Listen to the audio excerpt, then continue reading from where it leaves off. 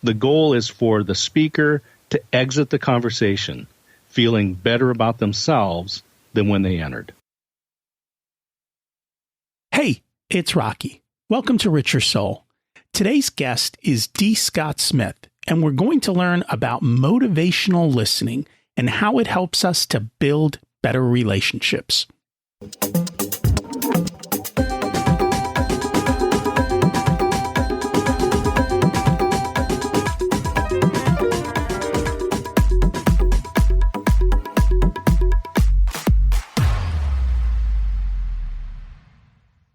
Imagine it's 12 months from now, and you've achieved your major life goals. How does it feel to be in the best shape of your life? To wake up energized, excited about the day? To have great relationships and friends who support you and propel you forward? How does it feel to have an excess of money, to be able to make the choices you want? To be fearless and open to trying new adventures? Imagine being connected to the universe and it providing everything you desire. It's possible over time, and your past does not dictate your future. The only thing holding you back from this vision is you. It's time to take control of our thoughts and use them to our advantage. Welcome to Richer Soul, where we achieve our dreams and bring balance to health, wealth, relationships, time, and spirituality. If you have not had a chance to listen to episodes 1 through 9, I encourage you to go back and listen to the framework behind Richer Soul and how to create the life of your dreams. You can also find all the show notes for this episode at richersoul.com. While you're there, you can sign up for a monthly email where I share the best articles I read this month, let you know about upcoming episodes, and share a little wisdom. You can also listen to coaching calls under the Coaching Calls tab. I also share the most interesting articles I read every week on Facebook at facebook.com/Richer Soul. And there's also a Facebook group where you can ask questions and interact with other listeners. Today's quote comes from Abraham Maslow. Self-actualizing people are, without one single exception, involved in a cause outside their own skin, in something outside of themselves. They are devoted, working at something which is very precious to them, some calling or vocation in the old sense. They are working at something which fate has called them to, and which they work at and which they love, so that the work-joy dichotomy in them disappears. I have to say, I love the work I do.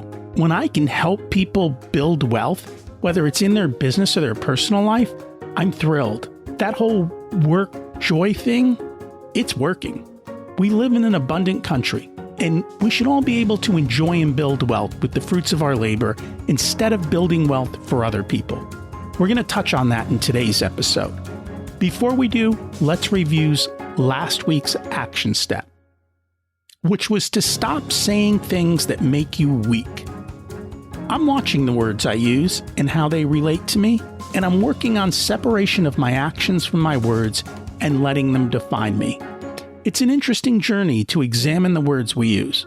Most often, we don't even realize it. We live in interesting times, and when we really are starting to better understand ourselves as human, I'm thrilled to be constantly learning and sharpening myself as I help others to do the same. We're going to talk about motivational listening and building better connections today. I have to say, this podcast itself has helped me to build some amazing connections with other people. And one of the compliments I constantly receive is how much the guests enjoy the interview. I try to go deep and learn their hero's journey and also the wisdom that they have to share with us. We're going to cover that today. Today's guest is my friend and mastermind partner, D. Scott Smith, who is a collaborator sitting in the junction of strategy and execution. He is known as a motivational listener. Scott's a speaker, coach, and mentor who will inspire and motivate you. He works with businesses and individuals across the country. Scott is the author of 2 books, Motivational Listener, Be Interesting by Being Interested, practical skills to be successful at business networking events, and Threnodity, 19th century sensibility proves people have not changed. Let's meet our guest. Welcome to Richer Soul, D. Scott Smith. It's great to have you join us today. Hey, Rocky. Thank you, man. It's an honor to be on your show with you today. And I am honored to have you, and I'm excited to learn a lot because we're going to chat a bit about networking and listening, and those are some of the skills that I really want to improve in myself. So we always start at the beginning. What was it like when you were growing up, and how much did your family and school teach you about money? Oh, it's a great question. I would say not much.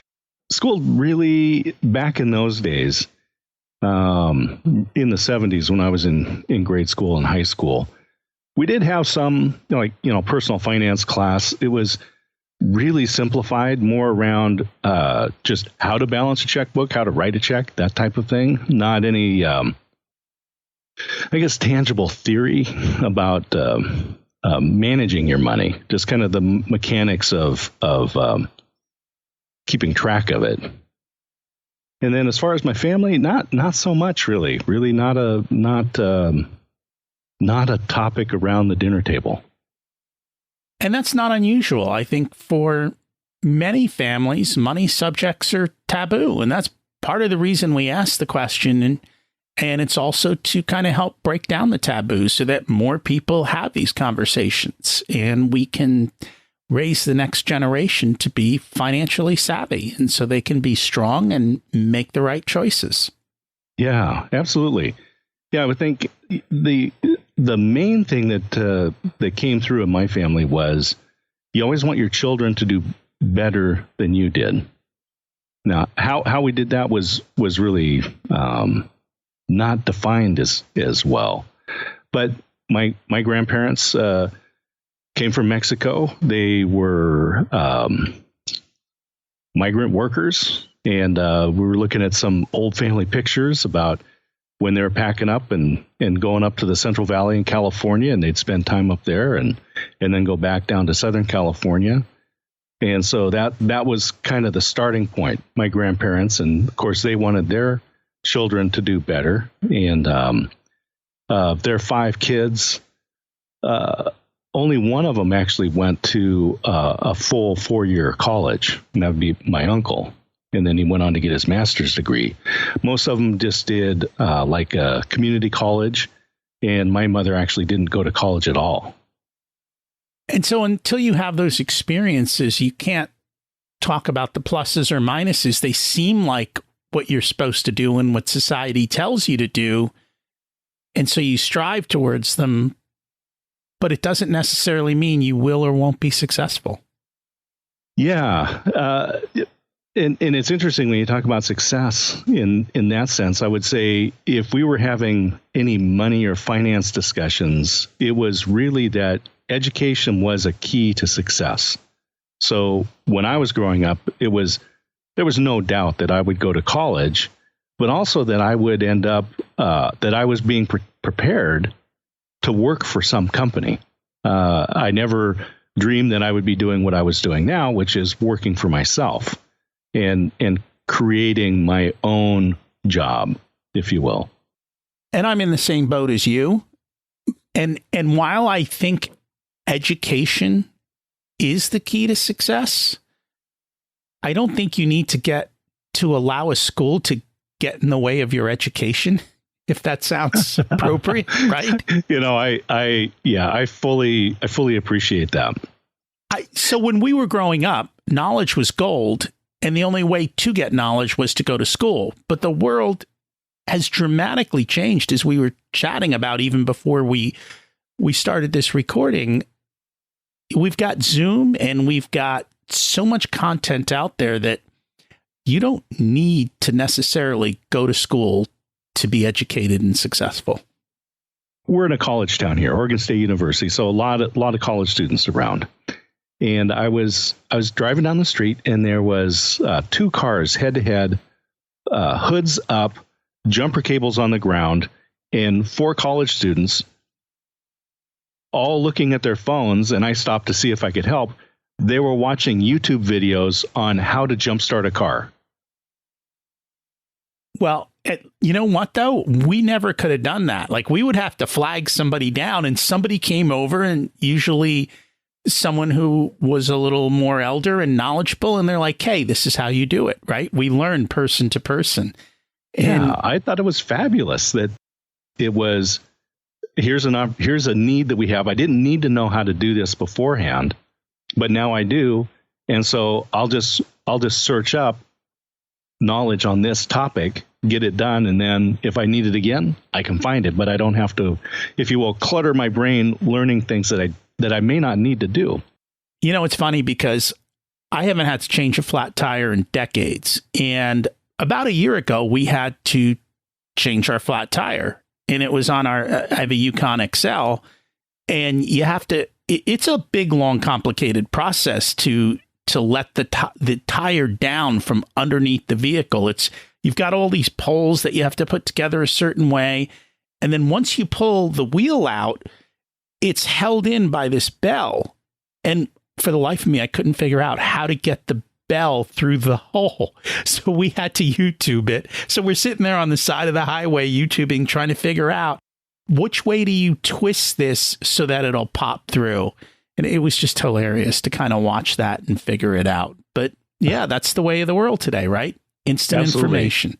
Yeah. And so much of our knowledge can be that way. If there's something that we want to know or to do, in the old days, it was maybe we would look up in the encyclopedia about something or try to find a class at the community college. But now the knowledge is all around us. It's just our openness to accepting it. And that's what it is. It's the openness to accepting and taking it and making the changes within yourself. And so that's what we do. And as part of preparing for this interview, I was getting knowledgeable. I was reading your book and reading your materials. And there was something that jumped out at me. And I was like, oh, yeah, this is interesting, because we talked about this way back in episode 7 on building wealth. You mentioned that employers kind of want you to spend all your money, so you're tied to your work. And it's rare that I hear people say that, and I know it to be true. Yeah, two just quick stories on that. One of them was at Intel, and I was talking to an engineer who had retired, but then he took a job at Intel, and he was talking to the people around there, and one of these engineers was making like $300,000 a year and had nothing to show for it except a lot of toys. And he was deathly afraid of losing his job with the company because he had nothing. Basically, he would have nothing. And then I was talking to a business owner of probably about a year ago, smaller business owner, but he was talking about his employees, and he actually told me, I want my employees to be dependent on me. And I get that. And what I want everyone to be wealthy so that you don't have to be dependent on anyone, and you have the ability and the freedom to make the choices you choose in life. And so that's important. And that kind of rolls into our topic today, which is about motivational listening, about networking, about, more importantly, right, creating relationships. So I noticed as I was reading through the book, you said 85% of jobs never get posted. They go to someone in a network, and the best referrals come from word of mouth, which means we need to be in a network, and we need to have people who like us in the network who are willing to say, you should hire that guy. And that's what we're going to talk about today, hopefully. Oh, wonderful. And thank you for reading the book. I appreciate that very much. And yeah, networking, it's really important. And as we go through the conversation today, we can talk about what networking really means. so many times we think it just means going to networking events, joining the Chamber of Commerce, business mixers, those kinds of things. But there's some very intentional things that we can do to build and manage and grow our network and add value into the network and receive value from that network. And so we're going to dig into that. But before we do, one of the things I always love to learn about is why we behave the way we do, how our brains work, whether they serve us or don't serve us, and in what way do they appropriately serve us. And so I know you mentioned that our brains use 20% of our energy, which is kind of funny because you think our brain just sits there, right? It's not like our heart pumping or our legs making, carrying our body. Our brain is essentially sitting there processing like a computer chip, and it's burning up 20% of our energy. So I'd love for you to kind of introduce us to some of the brain science behind this. Yeah, it's a fascinating subject. There's so much that we don't know, but what we do know can be really helpful. So, for instance, and we're talking about the energy usage. And so in our blood, we have sugar, glucose, and that's the food for our brain, food for all of our body, but that's what goes to our brain. And when we learn, we operate in the area of our brain called the prefrontal cortex. And so this is where we have short-term memory, and it's when we're learning, it becomes very, very active. And it takes a lot of energy. So like when you go to a conference and you spend all day and you're just the whole day, you're taking notes and you're getting new information and you're reading, and you get back to your home or your hotel room and it's like 5:30 at night and you're physically just beat, worn out. And you're thinking, but I've been sitting down this whole time. How can I be physically tired? It's because you've pumped extra glucose into your brain. It's just burned off all that sugar in your blood. So you're physically depleted as if you had been exercising that whole time. And that's quite interesting. And that's also why our brain does its best to conserve energy by shutting down. And that's probably why so many people are zoned out most of the time, because we spend most of our day, we spend all night, having dreams, but we spend a good chunk of our day daydreaming, which is why you can go from home to work and not even notice the ride. And you just kind of go through it and all of a sudden you show up. So there's two things there. One is that, when we're learning information, prefrontal cortex, short-term, high energy. As we repeat tasks, we form new neural pathways in our brain, and it actually moves into an area called the basal ganglia. And this is where we have long-term memory. And because it's hardwired, it's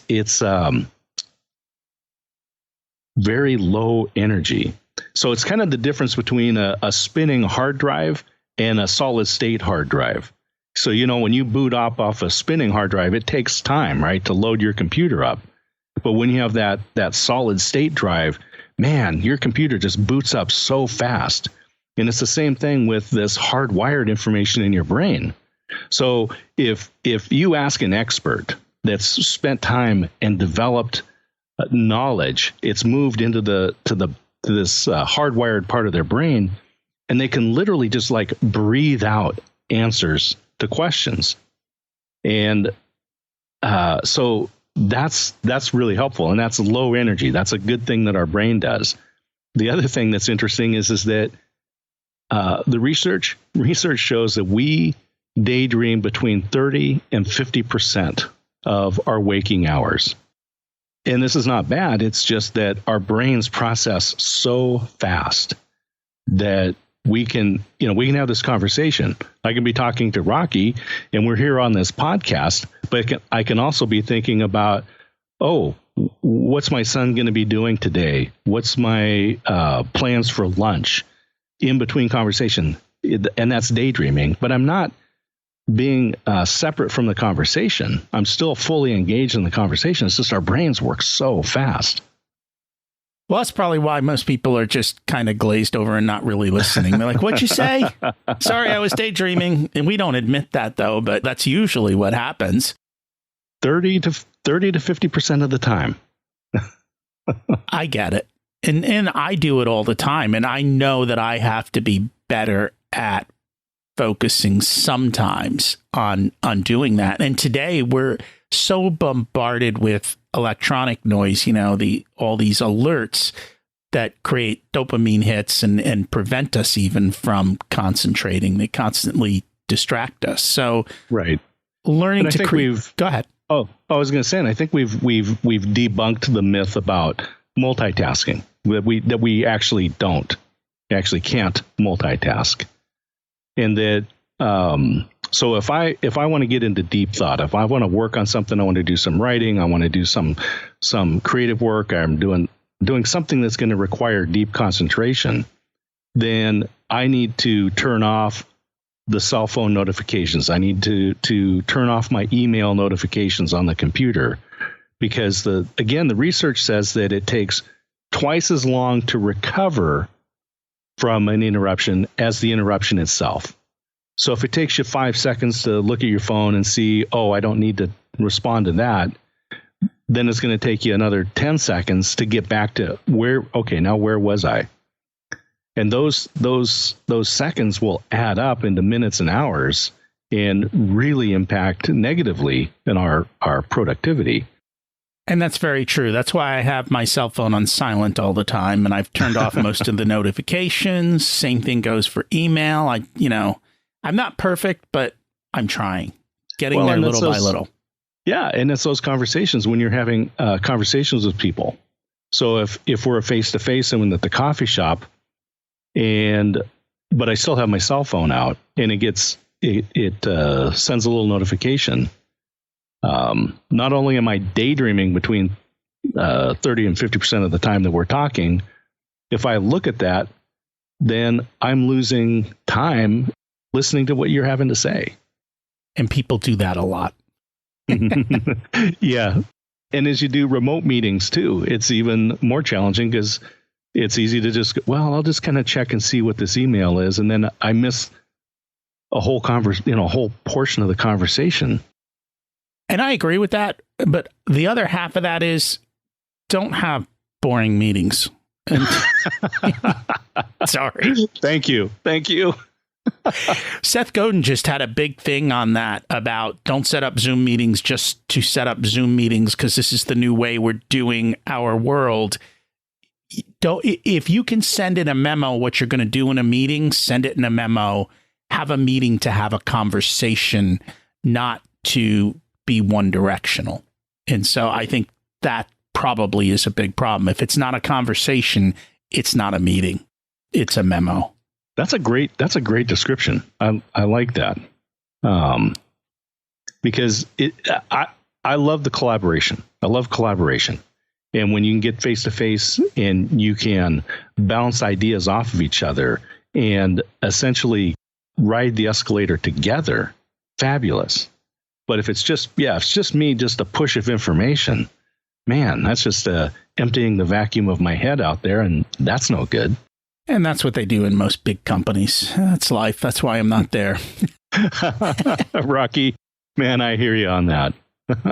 So here's a surprising comment that I saw in the book, and I guess it's because you're talking about human nature, but you said our greatest fear is not pain or loss, but irrelevance. I'd love for you to kind of expand on that. Sure. Yeah, it's in the book I mention a movie, this Seven Faces of Dr. Lao, and kind of one of the vignettes from that particular movie. And I also referenced a story about a prisoner, an allegory, if you will, and that this prisoner had to move this pile of gravel from one side of the prison yard to the other. But the punishment wasn't the physical labor. It was the fact that this prisoner had a window that looked out on that yard, and he could realize that all of his work was just meaningless. And so I've been in different companies where people don't understand what they're doing, and they feel like what they're doing is irrelevant. And so that's kind of part of how that works. And what happens in the networking concept is that if I want to meet Rocky just because I want to sell you something, you're just a target to me. You're not a human being. And that makes you irrelevant. And if you feel that, then I've failed. And so it's really, really important, especially in networking, that we're there to add value to the network, not just to harvest. You cannot sow and harvest until you plant, right? You've got to plant the seeds and you've got to cultivate them and water them and wait before it's time to harvest. And you're right. Some people forget to do the beginning steps. And we'll talk more about that. Before we go into the specific networking, you talk about being a motivational listener. Mm-hmm. What does that mean? So I'll tell you a little bit about the origin, but first of all, just the basic fundamental of being a motivational listener is for the speaker, and that would be in a conversation, that would be you in this case, if I'm the motivational listener. The goal is for the speaker to exit the conversation feeling better about themselves than when they entered. And this goes back to that whole brain science. You know, I told you when we're learning prefrontal cortex, as we learn, we form those new neural pathways, go into the basal ganglia, and people forget what it took to learn that information. And so part of the goal of being a motivational listener is to help remind them how valuable that information is, and that and what it took to learn that, because they weren't born knowing what they know. Being an engineer, being an accountant, whatever it is that they do, they worked to get that information. And we want to remind them how valuable, how remarkable that information is. And that's interesting. I'm not a natural networker.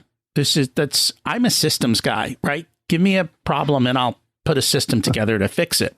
The people are outside of the system, right? They're the things that interfere with it. And so I've had to learn how to network better, how to make better connections and so forth. And one of the things that they talked about early on is that if you want to build relationships with people and network, you should be talking about 10% of the time, and the person you're trying to learn from or network to should be doing 90% of the talking. That's exactly right. That sounds in line with your motivational listen theory. Yeah. So in the book, Motivational Listener, the subtitle is Be Interesting by Being Interested. And that actually came from a very specific conversation that I had at a networking event where I met this person for the first time. We were talking, and I was just asking her questions about what she did, how she got involved in it.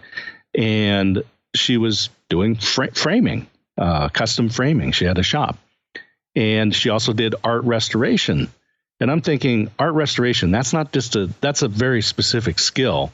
You have to have some artistic ability to do that. So I was asking her about that. She told me about her brother, who was this great artist, sold paintings for tens of thousands of dollars, but he died at like 50 years old because of smoking and the solvents from the paints and so forth, lung cancer. Because as we were talking, and she was telling me some of these things about the art restoration, and that her brother had been an inspiration to her, I could see there was in her face, and this goes to emotional intelligence, is I could see there was something there. And as I questioned her and she told me that her brother had passed away, we connected on a much deeper level than just, oh, what do you do? Oh, I frame pictures. So what do you do? I'm a marketing consultant. And then you move on.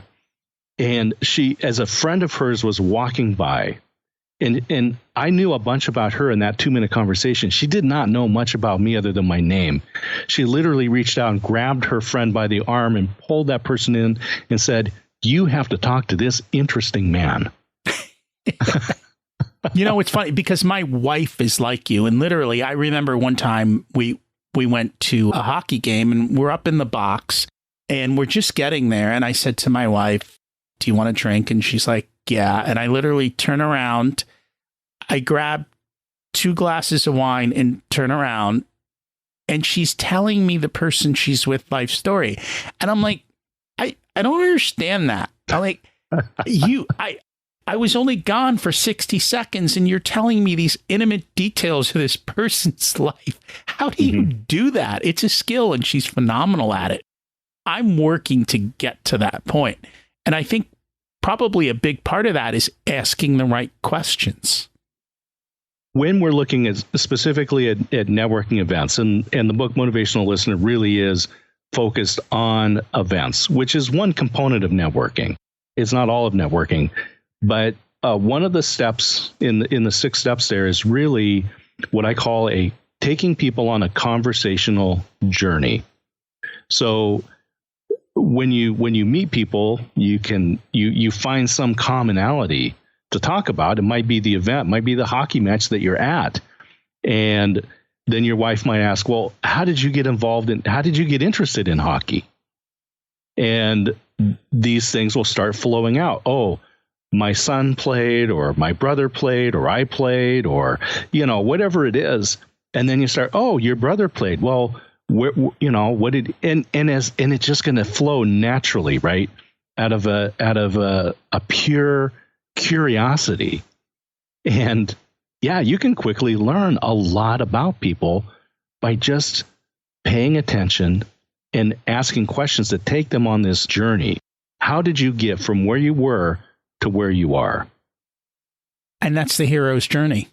And everybody loves a good story and a good hero's journey, and being able to do that. I don't think most people probably tell their story well, nor do they put much stock in their story because it's their story. Yeah, it's boring, right? It's me.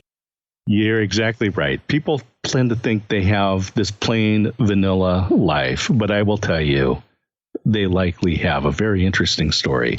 And here's a challenge. When you meet somebody, ask them about, how they got to do whatever it is they do. So if they're an accountant, how did you become an accountant? Or how did you get involved in this or that? And almost 100% of the time, people are going to start with something similar to this.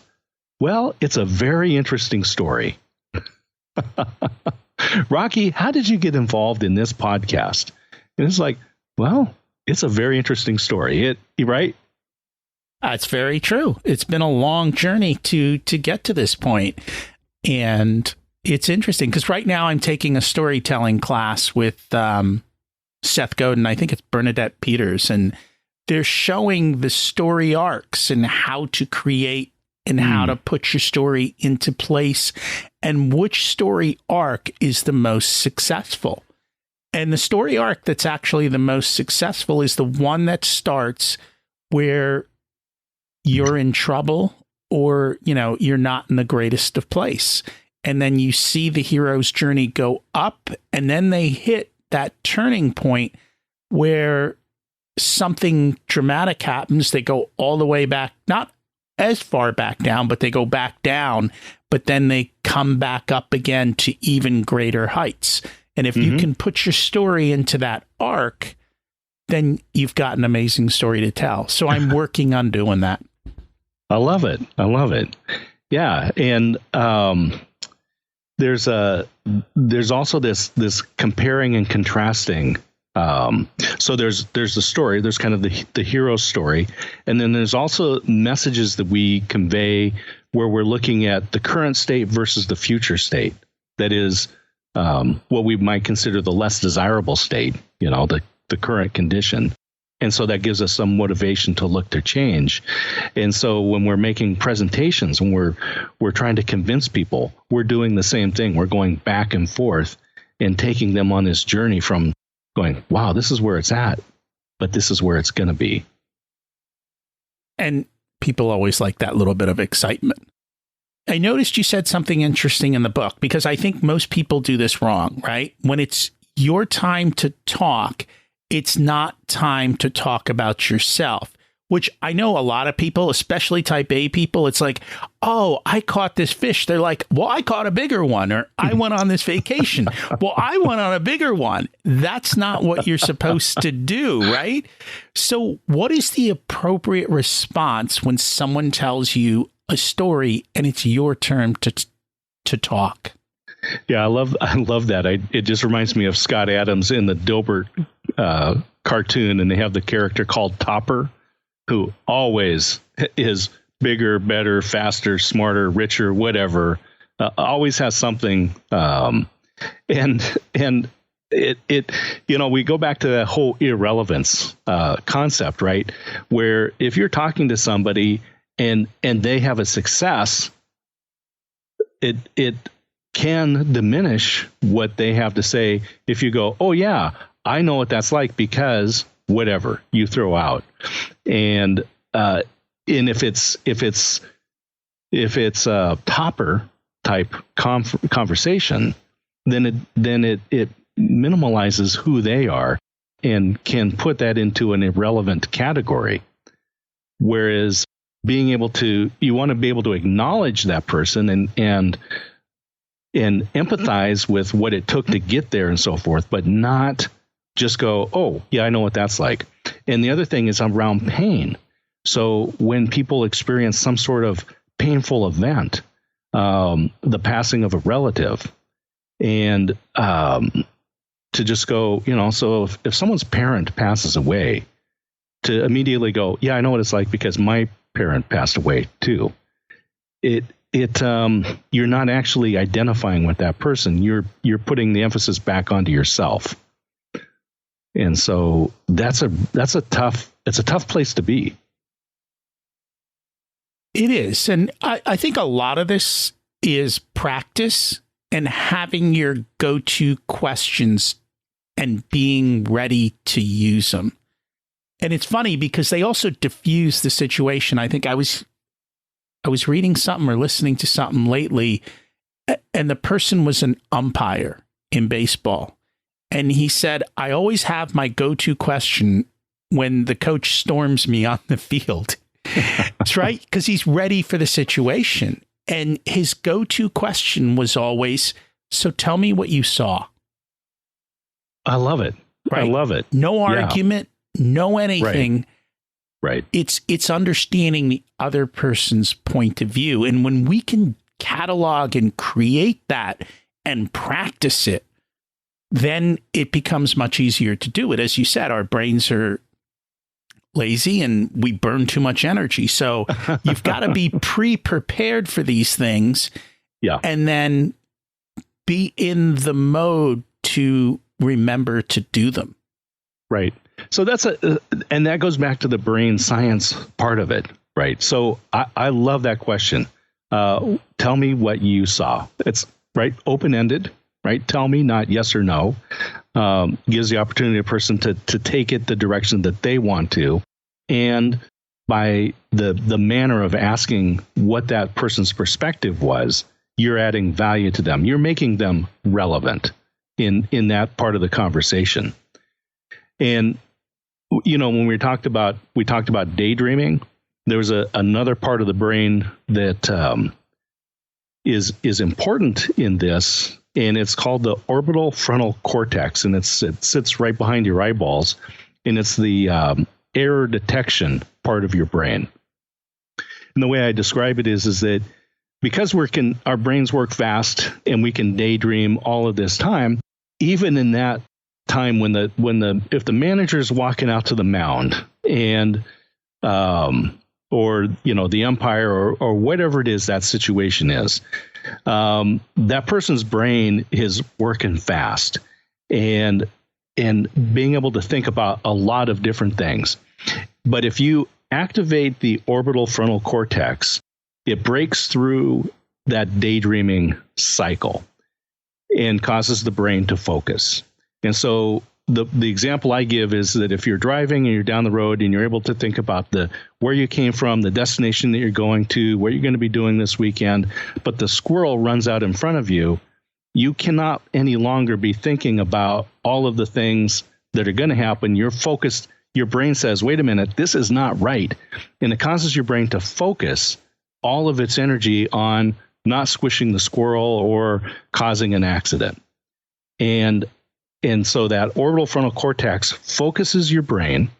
It's also responsible for facial and vocal recognition, which is really important in networking. So when you're prepared with that question, you're going to break through and activate the prefrontal cortex and cause that person's brain to focus, because they're thinking, this is what's going to happen. Tell me what you saw. All of a sudden, that person's brain is going to focus. Really, really wonderful. And I'm thinking of two other words that come up because I've heard them recently. One of them is more when you're asking for something, is to use the word because. And so you can walk up to the front of the line and just say, do you mind if I get in front of you because my kid's screaming in the car and I really need to get out of here? Even if the reason why is not that strong, using the word because, I think, sets off that part of the brain maybe, and it allows you to get the opportunity that you might not otherwise get. And the other one is to always ask the question, what do you think? Which is kind of along the same lines as the other question, what did you see? At the end of when you present something, it gives you a lot of feedback. Yeah, we as humans are a strange combination between rational and emotional, right?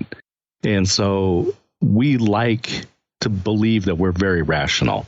So when we get that because, that gives us a reason. It gives us a rational reason, right? I'm doing this because, and now we're going to lay out an argument. So that really speaks to the rational side of us. And this is probably why you spend a lot of time talking about emotional intelligence and its importance in building networks. Are there any parts of emotional intelligence beyond the generalities that you might want to share with the audience? Yeah, when I talk to people about business networking, and one of the things that I like to throw out there that activates the prefrontal cortex or the orbital frontal cortex, right, focuses their brain, is to say that in business networking, body language is unimportant. And if you Google up business networking, one of the things, it's always, body language is very important. But in my experience is that many of us have been to training on body language, open position, don't cross your arms and so forth, these different things.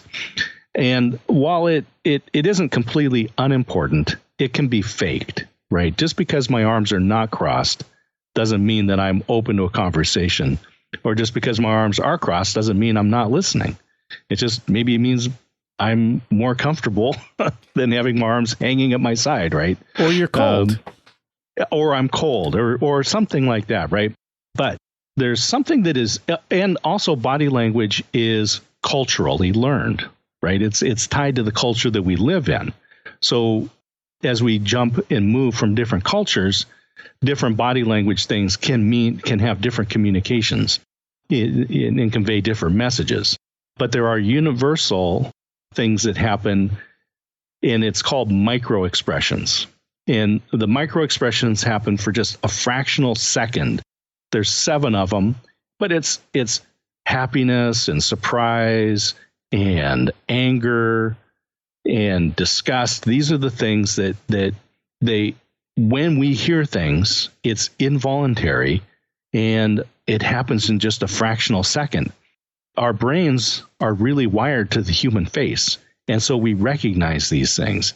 So when you're having a conversation and you make some sort of a comment that to that person is disgusting, then they'll kind of give that little sideways sneer for a second, kind of pull that one lip up and maybe even pull their head back just a little bit. And it happens for just a fractional second. But if you practice this a lot and pay attention to these things, you'll understand, oh, what I just said was disgusting to that person, or was surprising, or made them afraid, or whatever. But you can't be daydreaming because you'll miss it all. You've got to You'll miss it all. And when I was talking with that framer and we made we're in that conversation and she mentioned her brother, there's this momentary sadness that crossed her face that caused me to pause and pursue a conversation about him. And that's what got us connected, was because I paid attention to that. Wow, there's something there. I got to pay more attention. We all do. The beauty thing about those micro expressions is that you could be in a very crowded environment, but still notice those. You may not hear even the words that people are saying or the tone that they're using, but you'll see what their expressions are. And by watching the person's face and being in tune with that, you'll be able to connect with them much quicker. You will. However, we just had a guest on who talked about perception and how more often than not, our perceptions are false. And so while we may see somebody and we may assume something, which we all know what happens when you assume, we know you need to confirm instead of just accepting at face value. And I think that goes for ourselves too. Yeah. It's important. This is why when I recognized something in that conversation, that there was an emotion tied to her brother, that then I didn't just assume something, but I started asking questions around that and listening to what she had to say. That he was this great painter, that she really admired him and looked up to him and felt that it was unfair that he died at such an early age. And that's great that you're able to do that. And I'm sure some people have that as a natural skill. Other people practice and learn it. And so. Yeah, the thing that I really look at is that networking in general is we're not natural networkers. Some people may be good at connecting to people quickly. Some people are a little more extroverted. And so they feel more comfortable connecting to people. But it doesn't mean that they're good networkers. No, I found that most of the extroverts are usually talking about themselves. Yeah, this is a problem. Is I would say that, the extroverts get in their own way. Yap, right? And then, but the introverts don't say anything, so they don't get involved. So they hinder themselves. But being intentional about networking is important. And, the one thing that we know is that from the research again, when we have a good network, we live healthier, happier, and longer lives than when we don't have good networks. So it's really important for us, but we don't all know what we're doing. So it's a skill. It is a skill that we can learn. We can learn to be good networkers. And that's very true. So let's get into some more practical things, because I know these are some of the areas that I struggle with, right? I come back from an event. I've got 50 cards that I need to follow up on, and I've gotten better at this. So now what I do is when I go to, especially it's a multi-day event, I make sure I take better notes. And then I make sure I even write down action steps for each person during that day so that I remember. And then I'm still trying to figure out a better cataloging system. Do you have a system that you use to keep track of all of your network? Yeah, so that kind of goes to the whole preparation part of it when you're going to go to an event. And so, especially in business, we have to be efficient in what we do. We don't really have time to waste. And so when you get involved in something, and networking events, they can cost a lot of money. So first of all, there's your time. So there's opportunity costs there. There may be hard dollar costs. There's transportation and so forth. There's a lot that you're investing in that event. So if you were going to invest in a business asset or hire another person or make some other business investment, you would take time to analyze. What do I need from this? What am I going to get from this? And we do the same thing with networking. So first of all, let's just look at the two broad categories of network. So on your LinkedIn profile or my LinkedIn profile, I may have thousands of people that I'm connected to, but that's not my network. That's what I call an extended network. So it can be in the thousands, and it should be. Then you have what I call your active network. And Dunbar's rule says that we can manage about 150 relationships. And these we're able to keep at the top of mind. So we can't have, and you mentioned this early in our conversation, is networking is about building relationships. So I can know 2,000 people, but I can really connect with about 150 people. So that's the first thing between your extended network and your active network. And then we can break down the components that you should have in your active network. So in your active network, there's really, I said there's 5 major components, and I'll add a 6th one in there. But the major people that should have membership in your active network are your mentors and advisors. The next group should be mentees, because everyone should be giving back and mentoring somebody else. And it's the right thing to do. It's passing on information, and the teacher always learns more than the student. So if you're mentoring somebody, you're adding to your own knowledge. Then part of your active network would be your customers, current and past, and then advocates. Advocates are the people where you're actually going to get referrals from. These are the people who will stand up and publicly and support you. And so advocates are the ones that you're going to find value and reference and referrals from. Now, the last category in the 5 is they're partners. And these are people who add value into your network. They provide services that you don't do. I generally say this is who's your mechanic or who's your plumber. Because if I need work done on my car and I'm new to the community, I say, hey, Rocky, who is your mechanic? Because I trust you. And so I want that. So you say, oh, you should call John. He's a great mechanic, takes care of all of our cars, right? So in your network, he is your partner, because John, your mechanic, may never send you referrals, but I have a need. You know this person, and you connect me up with that person. So you're an advocate for John, and he's your partner. And I'm thinking, Rocky, thank you so much. I had this need. I know you're not a mechanic, but you knew somebody. And so when you made that connection, you added value to me. And in my eyes, you become elevated, right? I like you because you're helping me out. And that's very true. So what's the best way to follow up after, say, the initial exchange? You've met, there were a couple topics that were similar. You might have followed up with 1 or 2 emails, connected on social media. What's the next step after that to continue and deepen the relationship?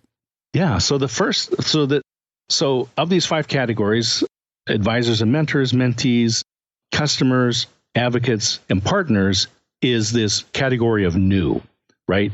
So you've now got these, you just come back from the event, you've got these cards, you've had these conversations with people. They are now in this kind of limbo and they're new.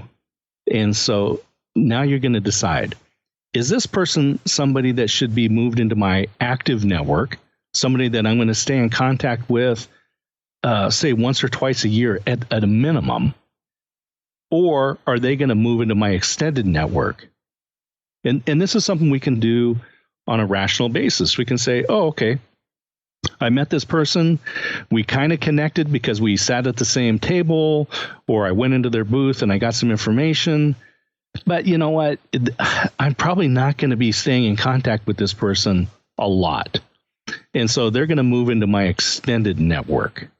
So in that case, the conversation you have is going to be very casual, right? You're just going to maybe send them a follow-up email, maybe a phone call, but you're just not going to move them into that active network. If it's somebody that's like, wow, this is somebody that I've researched, somebody that falls into one of the categories that I need more of, maybe I need an advisor, maybe I'm looking for a mentor, maybe it's just a partner, somebody that, so I don't do web work, I don't do websites. And I'm thinking, wow, I've got a lot of customers who are saying, Scott, who do you turn to for web? And I'm like, man, I don't know. But I go to this event, I met this person. Wow, they seem to have some pretty good skills in developing websites. Let me get to know them and see if they can move into the partner category in my active network. So it's not just, am I going to email them? Am I going to call them? Am I going to have coffee with them? It's kind of that triaging, parsing them out. Are they going to be extended or active? And then depending on what level you're going to do, that's going to determine how much energy you need to put into managing that relationship. And it does come down to managing the relationship, putting in the time and the effort and the work, because these things do take time. They're not an immediate meet somebody, do business, or be your best friend. It's a progress, and it's you have to go through the steps, and you have to continue to put the effort in. And along those lines, you have to create a system that works for you to be able to keep track of and remind you of all these things, because we are busy and we forget sometimes. Absolutely. It's all about being intentional about what we're doing. And so that's the process. That is very true. So let's be intentional now. What's one thing people can do this week to take a step forward in this realm? What's one action step? You know, I'm a big advocate of LinkedIn. I think as far as a tool, it is a great way to connect to people. So I could say, oh, Rocky, you know, if we're at a convention or an event, and we connect, I'm like, wow, Rocky seems like a good guy. I can connect with you on LinkedIn. And LinkedIn is a great tool for making introductions. So if I meet somebody that might be a good guest for the podcast, then I might make an introduction on LinkedIn because it's easy for me to do. So as I mentioned, you know, we can have thousands of people in our LinkedIn network. And there's a process where you can go into LinkedIn and you can download a spreadsheet with all of your contacts, all of your connections. And there's actually a difference between connections and contacts. Contacts basically pull everyone from like your phone, email and all that stuff, and maybe load it into LinkedIn. But your connections, these are people where you're connected with them through the LinkedIn program, through that platform. You can download your connections and into a spreadsheet, and it's really fun because it comes in reverse chronological order. So the most recent person that you've connected with on LinkedIn is going to be at the top of that spreadsheet, all the way down to the very first person that you ever connected with. So it's kind of like this career archaeological dig. You can say, oh yeah, I remember when I connected with this group of people and that group of people. And so go through there and I'm not telling you to cut these people from your LinkedIn network, just on the spreadsheet. Go through and just, will I ever have one of these people in my 5 categories in my active network, right? Will they be a mentor advisor? Will they be a customer? Will they be a mentee? Will they be an advocate for me? Or are they a partner? Would I actually give somebody a referral? So would I get a referral from them? That's an advocate. Would I give them a referral? They're a partner. Go through and just delete the lines of the people that don't fall into one of those categories. And when you do that, you're probably going to find out that you're going to end up with about 150 people, 150 people that you would actually, who they are, and they would know who you are. You know, you know each other, because they said that the old rule was, it's not what you know, but who you know. It's really who knows you, right? If you call that person up, will they take your call? So go through that spreadsheet and eliminate all the ones that you wouldn't contact and see what it looks like. And hopefully you have a spreadsheet, right? You've done the work. So quick question though, do you have to have one of the special LinkedIn premium subscriptions, or can anyone do this? Yeah, anyone can do this. You just go in and you'll request it. It takes about 10 minutes and they'll send you an email. You click on the link and you'll download a spreadsheet, and then you can just evaluate it. And then once you've pulled all the people off of this spreadsheet that are not part of that active network, then the next step is really to go through and categorize them. Where do they fall? Are they a customer? Are they an advocate? Where are they? Categorize them. Add a column in there and add that. And that'll allow you to sort through. And the biggest category that you're going to have is partners. Those are people that perform services that you don't, but you'll make referrals to add value into your network and help solve other people's problems. And that's always important. I think that's something that I need to get to do. And I didn't even know that you could do that. Most people don't talk about this. So that was very, very helpful. Yeah, I know we've talked a little bit before we got on the conversation about a Facebook group that I have. And I actually in Facebook groups, there's a files section. And so in my Facebook group, we have a file in there that gives you the steps on what to do, how to do this download. Oh, cool. Well, we'll try and get a link to that in the show notes.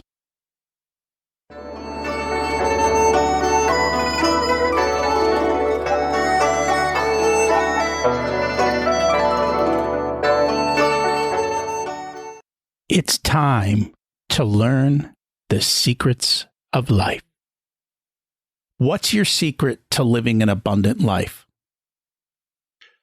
That's a great question. I love that. There was actually research out of the University of Texas at Austin, and it talked about the two perspectives. And we can either live life from a perspective of scarcity, and when you live from that perspective, there's winners and losers. But if you live life from a perspective of abundance, then there's winners and winners. And so for me, the first thing is to say, I believe that when we make decisions, when we're working in our businesses, when we're partnering, when we're collaborating, there can be winners and winners. So that's my first perspective. And I'm the same way. Like sometimes I go to events and people are like, oh, you two are in the same space. I can't do this. You're competition. I'm like, I have no competition. I said, I'm me. He's he. Go work with whoever works best for you and who's the best fit. I'm not, I don't want to take his clients because they're different than mine. And we each have enough out there in the world that we can both succeed. That's absolutely true. There's actually more work than we can do. And competition is good. Because I said, if you're the only one doing something, there's a reason for that. And you're probably just a kook if you're doing something that no one else is doing, right? And that's so competition. True. Yeah, competition is good, right? What would Coke be without Pepsi? They need each other. And the consumers need them to have each other. They do, because they both improve then. Absolutely. What did you learn later in life that you wish you would have learned sooner? So we early in the conversation, we talked about families and how we talked about money. And I will say that one of the things that I wish that I had really understood clearly as a young man was the value of life insurance. Interesting. There's got to be a reason behind that. It's one of those things where when you're young, we're immortal, right? And we have no concept of the end of days. And then as you move toward the end of days, you start realizing, oh, maybe I should have done some things a little bit different. And I'll tell you what, if I was a young man and bought a life insurance policy, it's a lot cheaper than when you're older. Right? This is just the math that comes out of that. But what I have seen is that families that understand life insurance are able to, over the long term, build family wealth. I think it's an important thing. And it is, and you need to use it for appropriate reasons. And I have tons of insurance, and I expect other people to have it as well, because now at this point in my life, I'm surprised at how many of the other dads of my kids' friends have passed away. And I'm actually shocked and surprised. I just didn't expect that. So It's important to plan for that, because it's a major challenge in life. Yeah, so it seems kind of an odd thing, but it's just one of those things where when I was a young man, I wish it had just gone, wow, just do this, get it done, and get it over with. If you were to give an 18-year-old one specific piece of wisdom, what would it be? Yeah, one of the things is I'm involved with startup businesses. I'm involved with a program here in Oregon called Young Entrepreneurs Business Week. And think of it as it's a business camp for high school students. And I have taken my kids to these programs. I've taken them to Startup Weekend, because for me, it's really important to teach my children not to just take a job, but to make a job. Because, and I think you'll understand this, is that people that don't work for themselves, that are employed, don't have the perspective that I have, and that is that if you're a W-2 employee and that's all you do, it's like being an independent contractor with only one customer, and your income becomes very binary, subject to the whims of that customer. Whereas if you have at least a side hustle or some other form of income, then your income is no longer binary. So working for myself, if I could have 5 or 10 clients, but let's say I have 5 clients and they're equal in revenue, and one of them decides no longer to do business with me, well, I take a 20% hit, but not a 100% hit. So if I was talking to an 18-year-old, which my son is 17, and this is what I'm talking to him about, is learn how to generate your own income and not be dependent on someone else. And I think a lot of people are going to find a lot of wisdom in that in light of the times that we are in. Always have a backup plan, or a second stream, or a third stream, or a 7th stream of income, so that you are well protected. Absolutely. Yeah, that's what I would share. If people would like to find you and connect, what's the best way for them to do that? Yeah, so an easy way is I will connect with people the way they want to connect. So if you want to call me, text me, you can reach me on the cell phone, 541-602-6007. and email Scott@dscottsmith.com. My website, dscottsmith.com. I'm very active on Twitter, so D_Scott. And then on Facebook, I manage a business networking tips group. So you can go to facebook.com/groups/business networking tips and request membership there. It's a very active community. We share tips and stories about how to use networking as an effective marketing tool. So many ways to connect. And we will put them all in the show notes to make it easy for all of you to make that connection and build that relationship. Thank you so much for joining us today. Hey, Rocky, it's been fun. I enjoyed talking with you. Great conversation. Thank you so much. Have a great week. I enjoyed the conversation, and I'm always working on my networking skills. This is not natural to me. I'm amazed at how good some people are. This week's action step: download your LinkedIn profile and see who your connections are. I did this. By the way, it does take a while for the file to show up from LinkedIn. And then I went through it and I created a list of people that I intentionally want to build better relationships with. Little by little, I'm getting better.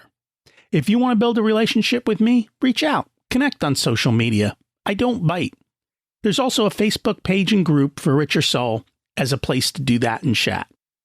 Did you hear the part about how employers want you to spend lots of money because it makes you work harder for them?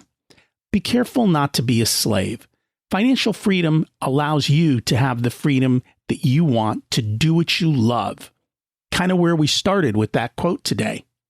If you're still listening, you must have liked the episode, so please share it with a few friends. It can start a great conversation. And that's what networking's all about, those conversations, right? What's preventing you from moving forward, and who are you putting on your team to help build the life you deserve? Taking no action creates a far worse outcome in life than trying something and failing. If I can help you achieve your goals through coaching and accountability, just email me and we can start with a short chat to see if you're a good fit for coaching. For many people, one session allows them to take a giant leap forward towards their dreams. You can always get me, Rocky@richersoul.com. I'd love to hear how you're doing and how the information I've shared has helped. Thanks for listening. Have an abundant week.